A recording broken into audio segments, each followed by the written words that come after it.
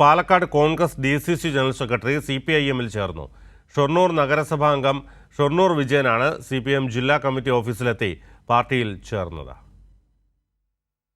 നേതൃത്വം ഞാൻ പഠിച്ചപ്പോൾ ആർക്കും ആരുടെ ഒരു ആത്മാർത്ഥതയില്ലാത്ത ഒരു സമീപനമെന്ന് എപ്പോഴും എനിക്ക് വിലയിരുത്താൻ കഴിഞ്ഞിട്ടുണ്ട്. പലവട്ടം പല കാര്യങ്ങളും നമ്മൾ അവതരിപ്പിച്ചപ്പോഴും അതിനൊന്നും നമ്മൾ പറഞ്ഞ വാക്കുകൾക്ക് വില തരണമെന്നില്ല എന്ന് മാത്രമല്ല, നമ്മളൊക്കെ പറയുന്നതിന് അപമാനിക്കുന്ന രീതിയിലുള്ള ചിന്തകളാണ് ഈ നേതൃത്വത്തിൽ എനിക്ക് അനുഭവിക്കാൻ കഴിഞ്ഞിട്ടുള്ളത്. ചർച്ചയില്ലാതെ എങ്ങനെ ഒരു പ്രസ്ഥാനം മുന്നോട്ട് ഞങ്ങൾ തീരുമാനിക്കുന്ന എന്താണോ അതാണ് ശരിയെന്ന് പറയുന്ന നേതൃത്വത്തിൻ്റെ ശൈലിയോട് വ്യക്തമായ വിയോജിപ്പ് കുറച്ച് കാലങ്ങളായി തുടരുന്ന ഒരാളാണ്.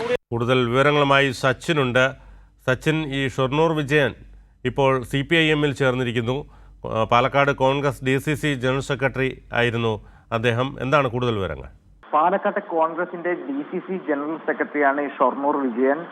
മാത്രമല്ല ഷൊർണൂർ നഗരസഭയിലെ നഗരസഭാ അംഗം കൂടിയാണ് ഷൊർണൂർ വിജയൻ. ഷൊർണൂർ വിജയൻ പാർട്ടിയുമായി കുറച്ച് കാലങ്ങളായി അകന്നു നിൽക്കുകയായിരുന്നു. കാരണം പാലക്കാട് നേതൃത്വം പ്രവർത്തകരോട് സ്വീകരിക്കുന്ന നിലപാടിൽ പ്രതിഷേധിച്ചായിരുന്നു ഷൊർണൂർ വിജയന്റെ നേതൃത്വത്തിൽ ഒരു വിഭാഗം മാറി നിന്നത്.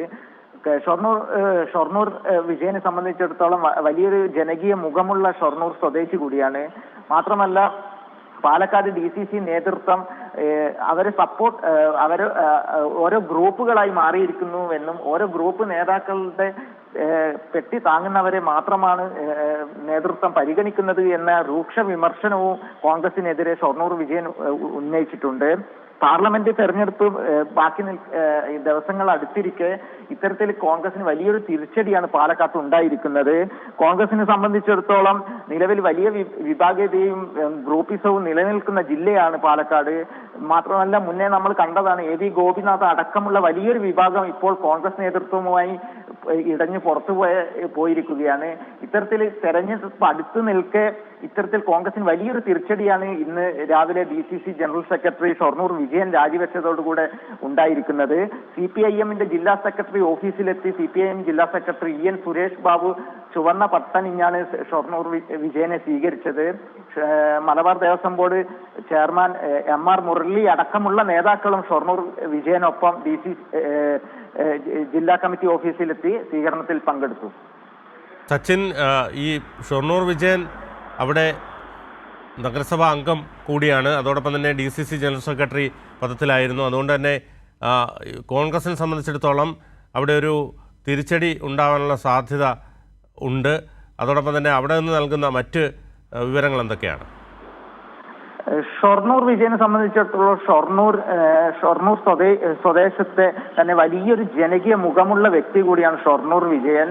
മാത്രമല്ല മൂന്നാമത്തെ തവണയാണ് ഷൊർണൂർ നഗരസഭയിലെ അംഗമായിട്ട് ഷൊർണൂർ വിജയൻ തെരഞ്ഞെടുക്കപ്പെടുന്നത്.